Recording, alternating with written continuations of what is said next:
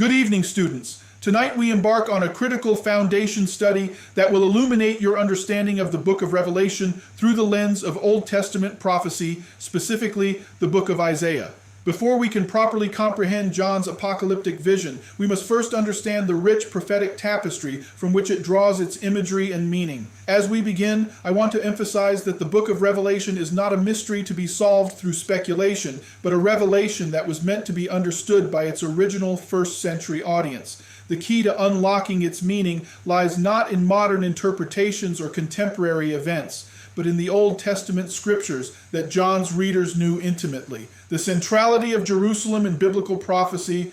Before we examine Isaiah's specific prophecies, we must establish a fundamental principle. Jerusalem occupies a position of paramount importance in God's redemptive plan. This city matters to God in ways that far exceed any other location on earth, including Rome.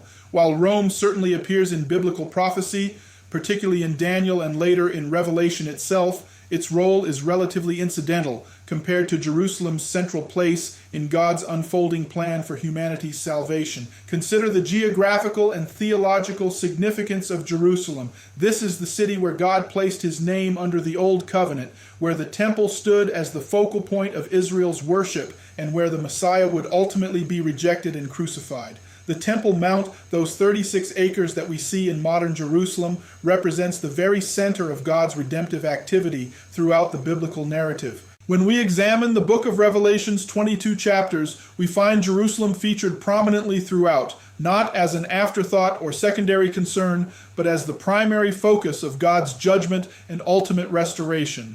This should not surprise us when we understand Jerusalem's theological significance throughout Scripture. The Old Testament foundation of Revelation, one of the most striking characteristics of the book of Revelation, is its profound dependence on Old Testament imagery and language. Biblical scholars have noted that no book of the New Testament is so thoroughly steeped in the thought and imagery of Hebrew Scripture as Revelation. Yet remarkably, while the book contains numerous allusions to the Old Testament, it never explicitly quotes from it in the way other New Testament books do. The statistics are illuminating. Of the 404 verses in Revelation, 278 make some allusion to the Old Testament. This means that nearly 69% of Revelation draws its imagery, concepts, and principles directly from the Hebrew Scriptures. Most of these references come from 4 prophetic books: Isaiah, Ezekiel, Daniel, and Zechariah, with Isaiah contributing approximately 46 to 49 references, making it one of the most significant sources for understanding Revelation's imagery. This heavy reliance on Old Testament prophecy suggests that Revelation was far more accessible to first century believers than it has been to subsequent generations. The early church was deeply familiar with the Hebrew Scriptures, and what seems mysterious to modern readers would have been immediately recognizable to John's original audience: Isaiah's last days prophecy.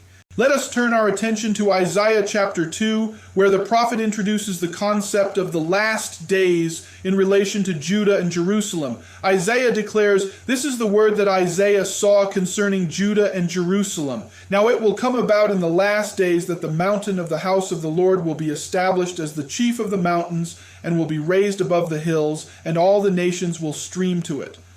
The critical question we must ask is, what did the phrase "the last days" mean to an Old Testament prophet and his original audience? When Isaiah spoke of the last days concerning Judah and Jerusalem, he was not necessarily referring to the end of the physical universe, but rather to the conclusion of one era and the beginning of another. The prophet continues, "For the law will go forth from Zion, and the word of the Lord from Jerusalem."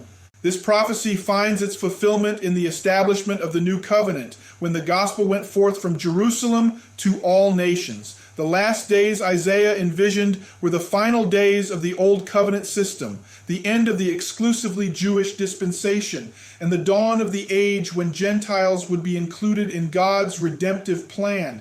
This interpretation aligns perfectly with the New Testament understanding of the last days, as the period inaugurated by Christ's ministry and the establishment of the church. Notice that Isaiah's prophecy includes both judgment and restoration. In verses 10 and 11 of the same chapter, he speaks of people hiding from the terror of the Lord and from the splendor of his majesty, and declares that the proud look of man will be abased, and the loftiness of man will be humbled, and the Lord alone will be exalted in that day. This dual theme of judgment upon the proud and exaltation of the Lord appears repeatedly throughout Revelation. Understanding prophetic language, cosmic imagery, and historical events. One of the most important hermeneutical principles we must grasp is how Old Testament prophets employed cosmic and apocalyptic language to describe historical events. Modern readers often assume that references to the sun being darkened, the moon not giving its light, and the stars falling from heaven must refer to the literal end of the physical universe. However, careful examination of Old Testament prophecy reveals that such language was regularly used to describe the fall of nations and the end of political systems. Consider Isaiah chapter 13, which contains dramatic cosmic imagery. The stars of heaven and their constellations will not flash forth their light. The sun will be dark when it rises, and the moon will not shed its light. Thus I will punish the world for its evil, and the wicked for their iniquity. The language continues, Therefore I will make the heavens tremble, and the earth will be shaken from its place at the fury of the Lord of hosts in the day of his burning anger. A superficial reading might suggest this refers to the destruction of the entire universe. However, the context makes clear that this is the oracle concerning Babylon. Isaiah is prophesying the fall of the Babylonian Empire at the hands of the Medes and Persians. The cosmic language describes not the end of the world, but the end of Babylon's world, their political and religious system, their dominance, their very existence as a ruling power. The prophecy's fulfillment confirms this interpretation. Babylon was indeed destroyed by the Medo-Persian Empire, exactly as Isaiah predicted. The prophet even specifies that desert creatures will lie down there, and their houses will be full of owls. Ostriches also will live there, and shaggy goats will frolic there. This language of desolation followed by animal habitation indicates not cosmic destruction, but the reduction of a once great city to ruins that become home to wild creatures. The pattern established. Edom as another example. Isaiah chapter 34 provides another crucial example of this prophetic pattern. The language is equally dramatic. All the host of heaven will wear away, and the sky will be rolled up like a scroll. All their hosts will also wither away, as a leaf withers from the vine, or as one withers from the fig tree. The description continues with imagery of streams turned to pitch, land becoming burning sulfur, and smoke ascending forever. Yet the context reveals this prophecy concerns Edom specifically. The text states clearly, For my sword is satiated in heaven. Behold, it shall descend for judgment upon Edom and upon the people whom I have devoted to destruction. The prophecy speaks of pelicans and hedgehogs possessing the land, with owls and ravens dwelling in it from generation to generation. This phrase, from generation to generation, is crucial. If this prophecy described the literal end of the physical universe, there could be no subsequent generations. The presence of ongoing generations proves that Isaiah was describing the historical destruction of Edom, not cosmic annihilation. The forever of verse 10 refers to the permanence of Edom's desolation, not to eternal duration beyond the end of time. The suffering servant and the light to the nations. Isaiah's prophecies also introduce themes that resonate powerfully throughout Revelation. In chapter 11, we encounter the figure who will strike the earth with the rod of his mouth, and with the breath of his lips he will slay the wicked. Also, righteousness will be the belt about his loins, and faithfulness the belt about his waist. This imagery of judgment through the spoken word appears repeatedly in Revelation, where Christ is portrayed with a sharp sword proceeding from his mouth. Isaiah 49 presents the suffering servant who declares, "He has made my mouth like a sharp sword, and who is called to be a light of the nations, so that my salvation may reach to the end of the earth. This servant will restore the land and serve as a covenant to the people." The chapter promises that those who follow this servant will not hunger or thirst, nor will the scorching heat or sun strike them down, for he who has compassion on them will lead them and will guide them to springs of water. These themes of the end of hunger and thirst, protection from scorching heat, and guidance to springs of living water appear prominently in Revelation. However, rather than describing conditions in an ethereal heaven, Isaiah's context suggests the restoration of the land and the establishment of a new covenant relationship between God and his people that includes both Jews and Gentiles.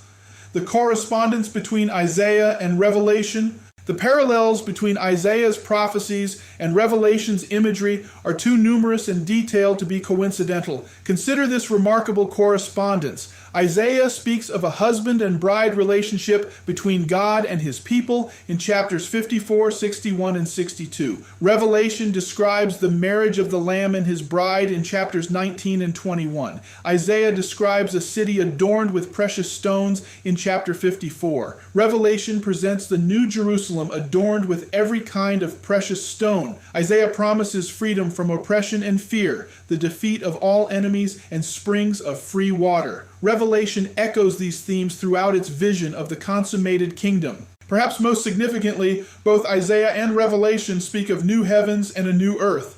Isaiah concludes his prophecy in chapters 65 and 66 with this vision of cosmic renewal, while Revelation presents its climactic vision of new heavens, new earth, and new Jerusalem in its final chapters. The question we must ask is whether these are merely coincidental similarities or whether they represent the same prophetic vision expressed in different eras. When we consider that Isaiah wrote approximately 700 years before Christ, while John wrote Revelation stating that its events would shortly come to pass, the most reasonable conclusion is that John was describing the imminent fulfillment of Isaiah's long-range prophecies. Interpretive methodology and the danger of preconceived systems. As we approach both Isaiah and Revelation, we must guard against imposing modern theological systems upon the biblical text. Too often, readers approach these books with predetermined interpretive frameworks that prevent them from seeing what the text actually says. Whether one's bias leans toward premillennialism, which seeks to push most of Revelation's fulfillment into a distant future, or toward realized eschatology, which attempts to confine all prophetic fulfillment to the past, the result is the same. The text is forced to conform to the system rather than the system being adjusted to fit the text. The premillennial system, in particular, has created significant obstacles to understanding biblical prophecy. By insisting that most prophetic events must await a future millennium, this interpretive approach blinds its adherents to the possibility that many prophecies found their fulfillment in the events surrounding the establishment of the new covenant and the destruction of Jerusalem in 70 AD.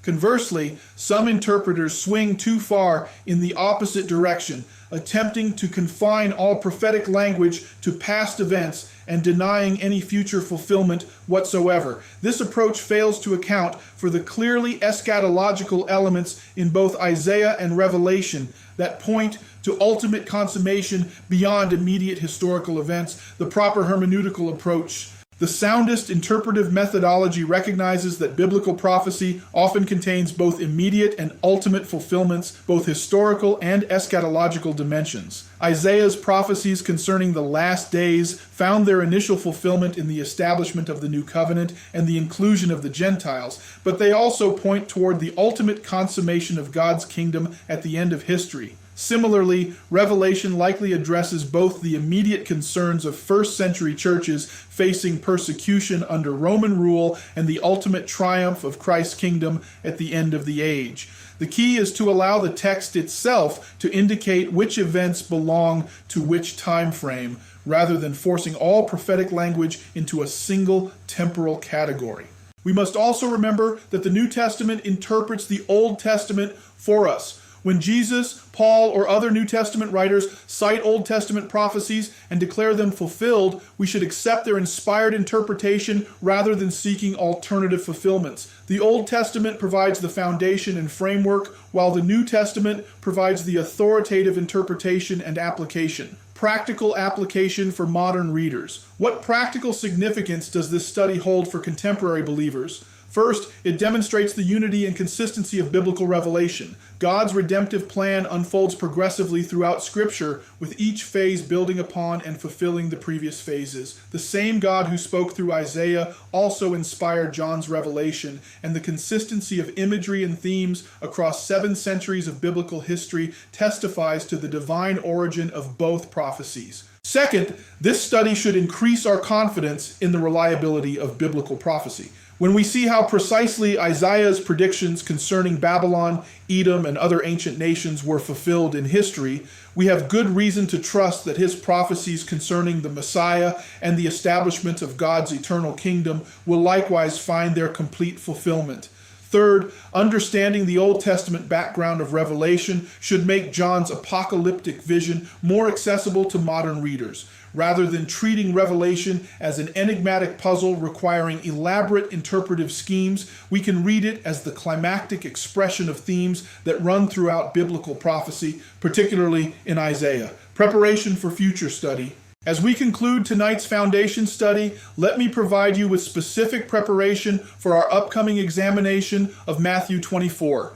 I want you to read Matthew chapters 23 and 24 daily over the next several weeks. As you read, focus particularly on Matthew 24 verse 3 and ask yourself 2 crucial questions. First, how many questions did the disciples ask Jesus on the Mount of Olives? This seemingly simple question divides biblical interpreters into 2 primary camps, and your answer will significantly influence your understanding of both Matthew 24 and Revelation. Second, do these questions in Matthew 24 address one topic or multiple topics? Are the disciples asking about a single event or about separate events that might occur thousands of years apart? Your conclusion on this matter will determine whether you read Jesus' prophecy as addressing the destruction of Jerusalem in 70 AD exclusively, or whether you see it as addressing both that immediate crisis and a separate end-time event. These questions are not merely academic exercises. How you answer them will fundamentally shape your approach to biblical prophecy and your understanding of Revelation's relationship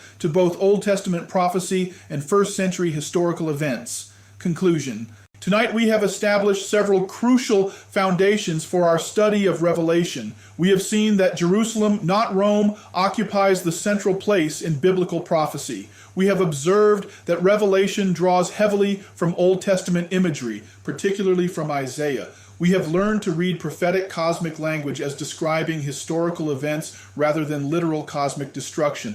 And we have begun to see the remarkable correspondence between Isaiah's visions and John's revelation. Most importantly, we have committed ourselves to approaching these texts with open minds, allowing Scripture to interpret Scripture rather than forcing the text to conform to predetermined theological systems. As we continue this study, we will trace these themes through Daniel's prophecies and Jesus' Olivet Discourse before finally entering Revelation itself with the proper Old Testament foundation firmly in place. The journey ahead promises to be both challenging and rewarding. We will encounter passages that have been misinterpreted for centuries, and we may need to abandon some cherished assumptions in favor of what the text actually teaches. But if we remain committed to careful exegesis and faithful interpretation, we will discover that the Bible's prophetic message is far more coherent and accessible than many have supposed. Remember, these prophecies were given to be understood, not to mystify. They were revelations, not riddles. With proper preparation in the Old Testament background and careful attention to the text itself, we can recover the clarity and power that these prophecies held for their original audiences. That is our goal, and with God's help, we shall achieve it.